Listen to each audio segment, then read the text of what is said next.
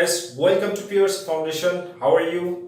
তো গাইস আজকে আমি খুব একটা ইন্টারেস্টিং বিষয়ের উপরে লেকচার দিতে যাচ্ছি আর সেই ইন্টারেস্টিং বিষয়টা হচ্ছে যে টেস অফ দি আরভিলস এই নভেলের যে হিরোইন টেস এই টেসকে আমরা কিভাবে পিওর ওম্যান হিসাবে প্রমাণ করব সেই বিষয়টা আমরা কিন্তু আজকে আলোচনা করতে যাচ্ছি। তো এই আলোচনা থেকে তোমার কমপ্লিটলি তোমার কনসেপশন ক্লিয়ার হয়ে যাবে। সো পুরো লেকচারটা দেখো more than one time, then you will get sufficient information to present yourself in your exam hall. তো তোমরা জানো যে টেস অফ দি আরভিলস এই নভেলটা লিখেছেন টমাস হার্ডি। টমাস হার্ডি একজন রিয়ালিস্ট এবং মাঝে মধ্যে তাকে আবার পেসিমিস্টও বলা হয়ে থাকে। তো টমাস হার্ডি একজন ভিক্টোরিয়ান নভেলিস্ট এবং তার লাইফ ডিউরেশন হচ্ছে 1840 টু 1928। তো টমাস হার্ডি এখানে যে টেস ক্যারেক্টারটা দেখিয়েছে এই ক্যারেক্টারটাকে কিন্তু সে পিওর ওম্যান হিসাবে প্রমাণ করেছে। তো কিভাবে পিওর ওম্যান হিসাবে প্রমাণ করেছে এর জন্য আমি তোমাদের জন্য কিছু পয়েন্ট আউট করেছি যারা তোমরা খুব সুন্দরভাবে এই বিষয়টা বুঝতে পারো। ফার্স্ট পয়েন্ট যেটা সেটা হচ্ছে rape is a punishable crime, that is why Tess is pure. তো এই ইনসিডেন্ট, রেপিং ইনসিডেন্ট, আমরা জানি একটা মেয়ে যখন তার ভার্জিনিটি হারিয়ে ফেলে বা একটা ছেলে যখন তার ভার্জিনিটি হারিয়ে ফেলে তাহলে কিন্তু সেটাকে পিওরিটি আর বলা হয় না বা বোনাফাইড বলা হবে না, সেটাকে কিন্তু বলা হবে চরিত্রহীন। কিন্তু এখানে টেস তো চরিত্রহীন না, কারণ এখানে ইনসিডেন্টটা কিভাবে দেখানো হয়েছে যে টেস একটা ওয়ার্কিং ক্লাস লেডি, একটা ওয়ার্কিং ক্লাস মহিলা, তার জীবনের যে ট্র্যাজিক ইনসিডেন্ট সেটাকে কিন্তু দেখানো হয়েছে। টেসের পরিবারের একমাত্র উপার্জনক্ষম যে হাতিয়ারটা বা সোর্সটা ছিল সেটা ছিল তার ঘোড়ার গাড়ি। সেই ঘোড়ার গাড়িটা প্রিন্স নামে একটা ঘোড়া দিয়ে চালানো হতো। এই ঘোড়ার গাড়িটা কি হলো দেখো, ঘোড়াটা হঠাৎ করে একদিন অ্যাক্সিডেন্টে মারা গেল।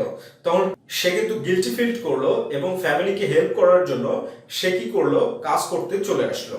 এই যে কাজ করতে চলে আসলো সেটা কোথায়, সেটা হচ্ছে ট্যান্ট্রিজে। আর টেসের যে গ্রাম সেই গ্রামটার নাম হচ্ছে মার্লট।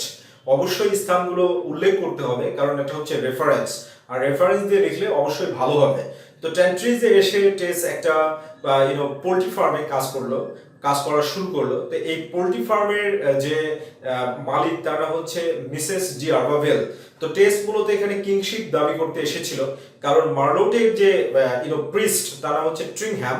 এই ট্রিংহ্যাম কিন্তু টেসের বাবাকে এই বিষয়টা, এই তথ্যটা সম্পর্কে জানিয়েছিল এবং টেস এখানে যে কিংশিপ দাবি করতে এসে যখন তার আত্মীয়তার যে বিষয়টা সেটা যখন পেল না তখন কিন্তু সে একটা ওয়ার্কিং মহিলা হিসাবে পোল্ট্রি ফার্মে কাজ করতে লাগলো। আর এখানে একটা জঘন্য চরিত্র যেটা এই নভেলটার হচ্ছে ভিলেন, তার নাম হচ্ছে অ্যালেক ডি আরভাভেলস। এই অ্যালেক ডি আরভাভেলস এর সাথে তার কিন্তু কখনোই পড়তো না, সে তাকে কখনো পছন্দ করতো না। কিন্তু অ্যালেক তাকে কি করতো, সিডিউস করার চেষ্টা করতো, ফিজিক্যাল রিলেশনশিপ তৈরি করার চেষ্টা করতো।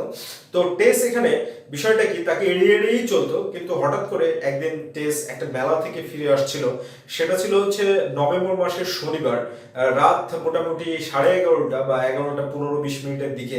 আর টেস রাস্তাতে কিন্তু ইপটিজিং এর শিকার হয় এবং ইপটিজিং এর শিকার হওয়ার কারণে টেস বাধ্য হয় হচ্ছে অ্যালেকের ঘোড়ার পিঠে চড়তে বা অ্যালেকের গাড়িতে চড়তে।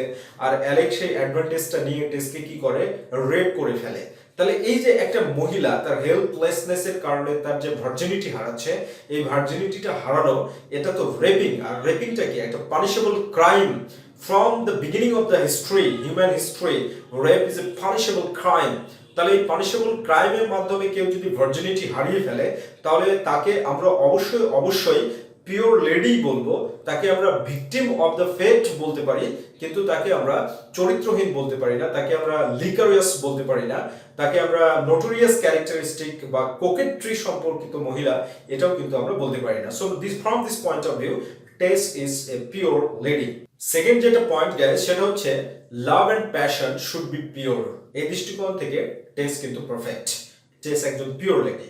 কি জন্য, টেস যখন একটা ফার্ম হাউস, এখানে মিল্কমেডের কাজ করলো। কিসের কাজ করলো, মিল্কমেড। সেই ফার্ম হাউসটার নাম কি, সেই ফার্ম হাউসটার নাম হচ্ছে টলবার্থাস ফার্ম হাউস। এই টলবার্থাস ডেইরি যেটা, সেই ফার্ম হাউসে টেস যখন মিল্কমেডের কাজ করছে, তো সেখানে এই টেস অফ দি আরভিলস এই উপন্যাসের যে হিরো তার সাথে কিন্তু টেসের সাক্ষাৎ হয়, আর তার নাম হচ্ছে অ্যাঞ্জেল ক্লেয়ার। তো অ্যাঞ্জেল ক্লেয়ার কিন্তু টেসকে খুব ভালোবাসে। সেখানে আরো অন্যান্য মিল্কমেটসরাও কাজ করতো টেসের সাথে, কিন্তু অ্যাঞ্জেল ক্লেয়ার তার দৃষ্টিটা কার দিকে যায়, টেসের দিকে যায়, এবং টেসকে কিন্তু সে ভালোবাসে। এবং এই ভালোবাসাটা টেস যখন বুঝতে পারে যে অ্যাঞ্জেল তাকে ভালোবাসে, তখন টেস মনে করে যে অ্যাঞ্জেলকে সবকিছু বলে দেওয়া উচিত, কারণ হয়তো আমাকে ভুল ভেবে ভালোবাসছে, কারণ সে মনে করছে যে আমি একটা সুন্দরী মহিলা, আমি একটা পিওর লেডি, কোনো ছেলের সঙ্গে কথা বলি না, কারোর সাথে ফ্লার্ট করি না, এই দৃষ্টিকোণ থেকে সে ভাবছে যে আমি পিওর, যার কারণে সে আমাকে যে এই যে ভালোবাসছে, এই ভালোবাসাটা তো ভুল। তাহলে আমাদের এই লাভ অ্যান্ড প্যাশন, এই বিষয়টা সত্যটা আমি যদি আমার পাস্টটা না বলে দিই, তাহলে তো অ্যাঞ্জেলের জন্য এটা কি ঠকানো হবে। এই মেন্টালিটিটা কিন্তু টেসের মধ্যে সব সময়ের জন্যই ছিল। এবং তার প্রমাণটা মিলে কখন, যে অ্যাঞ্জেল যখন তার খুব নিকটবর্তী হয়ে যায়, তখন টেস কিন্তু তার মাকে একটা চিঠি লিখে বলে যে মা, আমি কি অ্যাঞ্জেলকে আমার অতীত ইতিহাসটা বলে দিব? তখন কিন্তু তার মা বলে যে বলার দরকার নেই, তুমি তোমার নিজের মতো করে সুন্দরভাবে, চমৎকারভাবে এইভাবেই প্রিজার্ভ করো, তাহলে তোমার ভালো হবে। এখান থেকে কিন্তু প্রমাণ হয় যে টেস যে পিওরিটি বা পিওর যে ইমোশন তার, সেটাকে সে ধরে রাখতে চাইতো এবং সে মাথা উঁচু করে বাঁচতে চাইতো। এখানে আরো একটা রেফারেন্স, সেটা হচ্ছে যে টেসকে যখন একদিন এক লোক মানে চরিত্রহীন এরকম দৃষ্টিকোণ থেকে কথাবার্তা বলছিল, অ্যাঞ্জেল যখন টেসকে ওখানে ডিফেন্ড করে, তখন কিন্তু টেস ডিসিশন নিয়ে ফেললো যে আমাকে একটা চিঠি লিখতে হবে এবং অ্যাঞ্জেলকে সবকিছু জানাতে হবে। এবং সে একটা চিঠি লিখে তার পাস্ট সম্পর্কে, বাট আনফর্চুনেটলি ওই চিঠিটা অ্যাঞ্জেলের হাতে পৌঁছায় না এবং অ্যাঞ্জেল সেই চিঠিটা পড়ে না। তাহলে এই যে একটা মহিলা, সে জানে যে অ্যাঞ্জেল তাকে ভালোবাসে, তাহলে তার অতীতটাকে সে যদি ধামাচাপা দিয়ে রাখতে চাইতো, তাহলে সে তো রাখতে পারতো, কিন্তু তার মেন্টালিটিটা কত স্বচ্ছ, কত পিওর, যার কারণে সে চায় যে রিলেশনশিপটা হবে, মেন্টালিটিটা হবে পিওর বেসড একটা মেন্টালিটি থাকবে। সো এই দৃষ্টিকোণ থেকে আমরা টেসকে 100% পিওর বলতে পারি। নেক্সট পয়েন্ট যেটা গাইস, সেটা হচ্ছে conjugal relationship should be based on truth. অর্থাৎ স্বামী স্ত্রীর মাঝখানে সবসময় যেন সত্যতা বিরাজ করে, এই বিষয়টা এখানে উপস্থাপন করা হয়েছে। এবং এখানে কি হলো, টেসের যখন অ্যাঞ্জেলের সাথে বিয়ে হলো, তখন অ্যাঞ্জেল টেসের কাছে তার পাস্ট ইনসিডেন্টটা স্বীকার করলো। যে অ্যাঞ্জেল বললো যে আমি যখন লন্ডনে ছিলাম, তখন একটা ওল্ডার লেডির সাথে আমার কিছুদিনের জন্য অ্যাফেয়ার হয়েছিল এবং তারপরে অ্যাফেয়ারটা ভেঙে যায়। এই পাস্ট ইনসিডেন্ট অ্যাঞ্জেল যখন টেসের কাছে বললো, তখন টেস ভাবলো যে আমার উচিত হবে, আমি এইভাবে কতদিন ঘুটিয়ে ঘুটিয়ে বাঁচবো, এ কারণে আমার উচিত হবে যে এই বিষয়টা আমার জানানো, আমার পাস্ট ইনসিডেন্টটা জানানো। এবং টেস কি করলো, যে সে যে ধর্ষিতা হয়েছিল এবং এর ফলে যে তার একটা সন্তান হয়েছিল, পুত্র সন্তান, তার নাম হচ্ছে সরো, সে ছোটবেলায় মারা যায়, এই বিষয়টা যখন অ্যাঞ্জেলের কাছে সে কিন্তু উপস্থাপন করলো। এই উপস্থাপন থেকে এই বিষয়টা দাঁড়ায় যে কনজুগাল রিলেশনশিপের টেস কখনো এটা চাচ্ছিল না যে আমি আমার হাজবেন্ডকে ঠকিয়ে আমি এই একটা কনজুগাল সুখ শান্তি নিব, আমি একটা কনজুগাল সুখ শান্তির লাইফ লিড করব, এটা কিন্তু কখনোই টেস একেবারে কিন্তু গাইস চাচ্ছিল না। আর যার কারণে এখানে কি হলো, যে টেস তার ইনসিডেন্ট, পাস্ট ইনসিডেন্টটাকে কিন্তু কনফেস করলো। আর কনফেস করার পরে কি হলো, তার রিভার্সাল অফ ফেট এটা শুরু হয়ে গেল। কারণ হচ্ছে অ্যাঞ্জেল তাকে ভুল বুঝে, মানে তড়িঘড়ি করে ডিসিশন নিয়ে তাকে ছেড়ে চলে গেল ব্রাজিলে। আসলে দ্রুত সিদ্ধান্তটা কখনো যে ভালো হতে পারে না, এটা কিন্তু একটা প্রমাণ। তো গাইস, লাস্ট পয়েন্ট যেটা, সেটা হচ্ছে অ্যাঞ্জেলস রিপেন্স এন্ড লেমেন্টেশন। এটা কিন্তু প্রমাণ করে যে টেস একটা পিওর লেডি।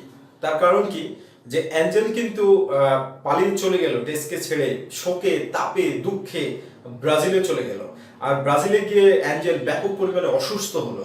এই অসুস্থতার সময় কিন্তু সে বুঝতে পেরেছিল গাইস যে সে ভুল করেছে, তার টেসকে ছেড়ে আসা উচিত হয়নি, যার কারণে সে ব্রাজিল থেকে আবার চলে আসলো ইংল্যান্ডে এবং সেখানে এসে টেসকে ব্যাপক পরিমাণে খুঁজলো।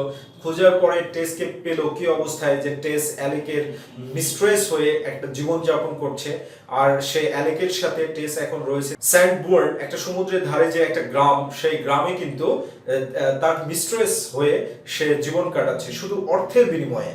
তো অ্যাঞ্জেল যখন টেসের কাছে গেল, তখন কিন্তু টেস চাইলেই পারতো যে অ্যালেকের কাছ থেকে অ্যাঞ্জেলের সাথে পালিয়ে আসবে, কিন্তু টেস কিন্তু সেটা করেনি, বরং অ্যাঞ্জেলকে বলেছে ইউ আর টু লেট, তুমি আসলে কিন্তু অনেক দেরি করে আসলে। যার কারণে এই বিষয়টা থেকে তার পিওরিটি, তার যে মেন্টালিটি, সেটাই প্রমাণিত হয় বারবার বারবার কিন্তু সে সত্যের উপরে প্রতিষ্ঠিত থাকতে চাচ্ছে, কোনো কিছু ছলচাতুরি করতে চাচ্ছে না। এবং সে যখন অ্যালেককে হত্যা করে তখন অ্যাঞ্জেলের কাছে সে অকপটে স্বীকার করে যে অ্যাঞ্জেল, আমি অ্যালেককে মেরে দিয়েছি এই বিষয়টা। কিন্তু অ্যাঞ্জেল তো বিশ্বাস করতে পারে না যে কিভাবে সে তাকে মেরে দিল। যাই হোক, তারপরে যখন সে পুলিশের কাছে ধরা পড়ে তখনও কিন্তু সে স্বীকার করে ফেলে যে আমি অ্যাঞ্জেলকে মেরে দিই, তখনও কিন্তু সে স্বীকার করে যে আমি অ্যালেককে হত্যা করেছি, মেরে দিয়েছি। আর এই মৃত্যুর আগে বা এই এক্সিকিউশনের আগে, গ্রেপ্তারের আগে, টেস অ্যাঞ্জেলকে একটা রিকোয়েস্ট করে যে অ্যাঞ্জেল, আমার পরিবারকে দেখার মতো কেউ নেই আমি ছাড়া, তো তুমি কি করো, আমার ছোট বোন লিজা লু তাকে বিয়ে করে আমার পরিবারটাকে একটা সাহারা দিও। এইভাবে যে তার পিওর মেন্টালিটি, এটা কিন্তু পুরো উপন্যাস জুড়ে টমাস হার্ডি দেখিয়েছেন। I hope your conception is neat and clean now. So আজকে এই পর্যন্তই। Have a good day.